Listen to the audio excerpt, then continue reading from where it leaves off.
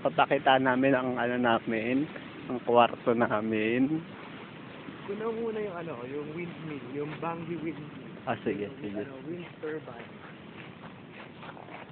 Ito yun, ito yun. Paikutin mo. Turbine.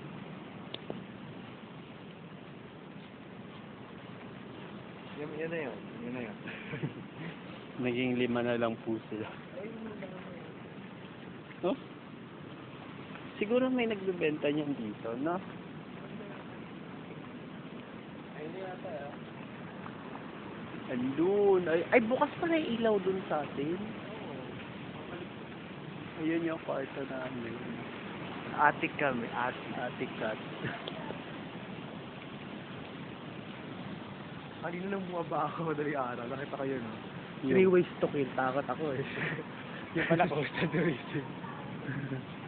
3 ways to kill the tourist.